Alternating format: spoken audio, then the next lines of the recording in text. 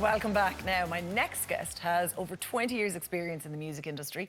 He's toured the country with his Rat Pack, Michael Bublé-style act for years, playing in various venues. He's even brought his show to New York and to Vegas.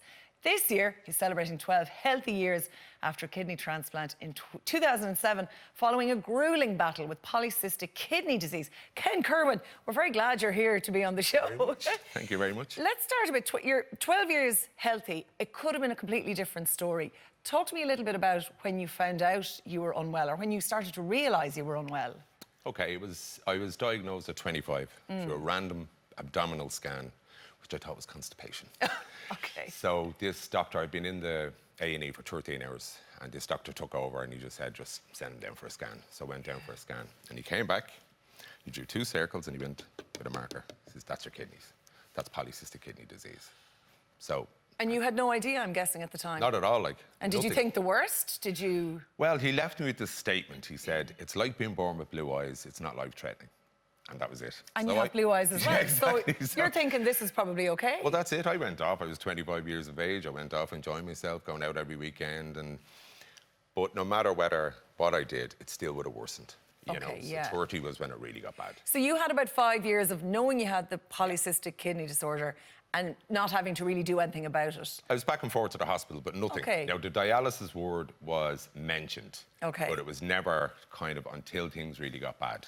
And did you think in the back of your mind, oh, sure, I'm not going to need dialysis? Oh, without a doubt. Yeah. And wished for prayed that I didn't have to, but yeah. It did come eventually. Yeah. So that happened in your 30s. Tell me a bit about that, because you were working hard. And... Yes.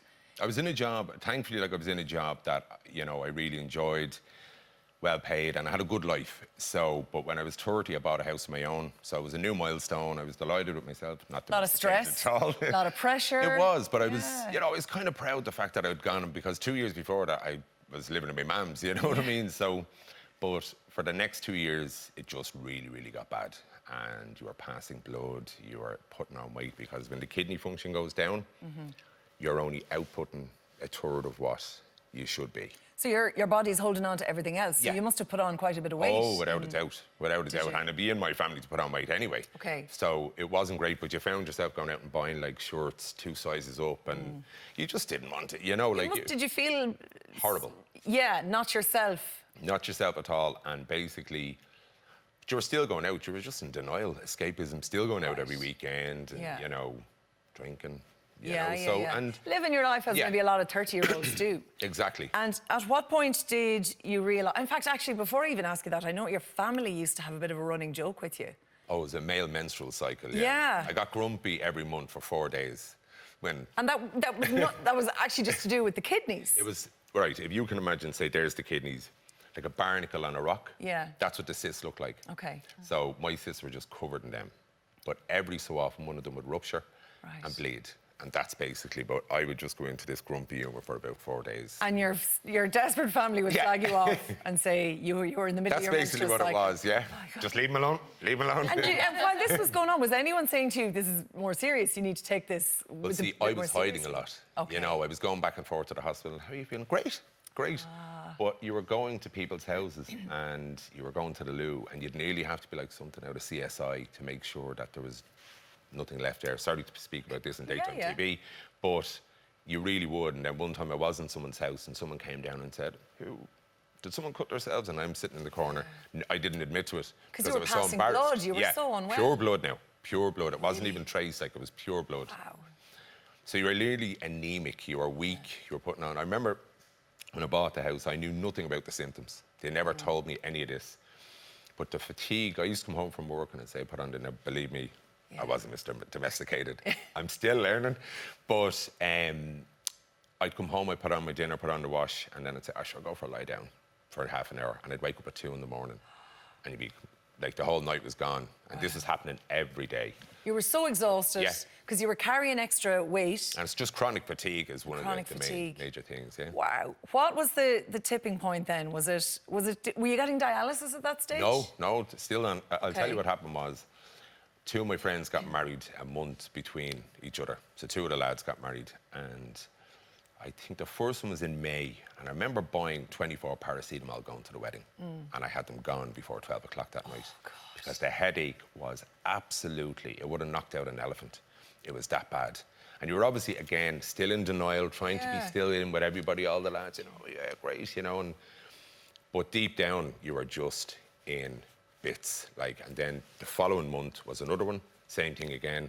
And I went back to my girlfriend's house at the time the following day after the wedding, and I slept for 16 hours. I thought I was having a stroke. Wow. So the following day, we booked into A&E, and... Is that when you started getting dialysis? Yeah. And then how soon? So how many hours? Was it three days a week for 3 a couple nights a of week hours? for 4 hours. Okay. Yeah. And then the kidney transplant happened in 2007. 7 months later, yeah. Okay. Yeah. The kidney was obviously not functioning. The kidneys weren't functioning enough. No. To be able to keep you ticking over. They were dropping, and as soon as that starts now, you kind of go on to a waiting list. Yeah. And then if you're lucky enough, you do. So when I got my Right. evaluation, for the first 3 months of dialysis, I wasn't looking after myself, still in denial. And I remember just saying to yourself, cop yourself on, can you? Like, you have to do this. So I got my evaluation by a fellow called David Hickey. He used to be on the Dublin GAA team. And he said to me, you'll have a kidney within a year. And I'm sitting there going, how can you say this to someone? But what happened was, when he came in, because I started looking after myself, he was able to tell me my pallor, the whites of my eyes, you know, that I was looking after myself. Right. And he was right. I had it within 4 months, yeah. And you are now the proud owner of not 1, not 2, but 3 kidneys. Yes. Why have you 3? Because... I thought they took 1 out and replaced with... No, believe it or not, I've 1 in the front and 2 at the back. But I think what it is, I think the job is bigger and more detrimental to your health to take them out. Right. So they just left them there. Right. It's grand, like. And you do have to, because nowadays you're very fit, very healthy, very active. Did I hear you were out for a run already this morning? More of a jog and a walk. I have a bit of a back problem at the moment. Oh, not but I was bad. out. We did 5,000 steps this morning. Oh, sure, Me that's and not a bad Shih Tzu. start to the day. So you do the 5,000 steps. You also do a bit of boxing, which is relevant to the kidney at the front, isn't Yes, it? yeah. You So kinda when you have do to the it boxing, a certain way. yeah. It's more or less semi-contact. So Okay. You know. So aside from all of this, which is great to see you so well and so healthy, you're working. You're working full time. You're out and about. You're graphic singing. designer, yeah. A graphic designer and a singer. Yeah. So this is the bit, because I'm kind of fascinated. A lot of people got to know your name a couple of years ago when Michael Fassbender's name suddenly appeared beside yours. Explain what happened. I was doing a gig, booked for a gig down in Kerry. It's called the Order of Inishfallen, and it's given to people that basically boost Kerry's economy. Well, Fassbender wins that one in spades, doesn't he? And they were all like, you know, I knew he was going to be down there. I remember getting the call, and I says, I had a gig in, and it was a regular gig, so I rang and said, listen, can't do October the 7th, just can't do it, you know. Why? I said, I can't discuss it now. So I went down, got down by the skin of my teeth, and set up.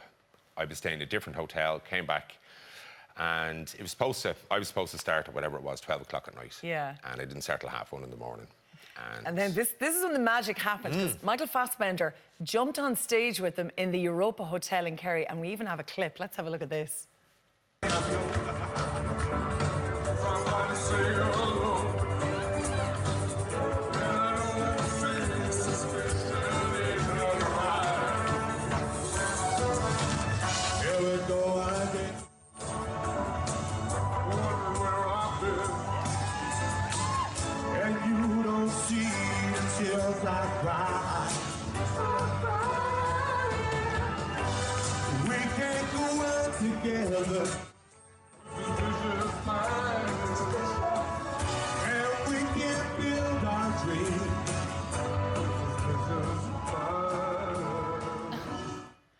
Oh, well done. Michael Fassbender, he's beautiful. It was amazing. Yeah, brilliant, yeah. And that was a real boost to your career, I guess. It was. It was weird because the following day, like, I basically came in, I posted up on Facebook or whatever, you know, and I went to sleep. I didn't get into about 4 in the morning. I woke up at 9, and all of a sudden the phone's... He's not a bad singer as well. Oh, he's a great singer. He's known for this. He's known for getting up to sing. Like, Not you know? the high notes, though, maybe. Not so much. Suspicious and probably the lad. amount of straight whiskey he had as well. Okay.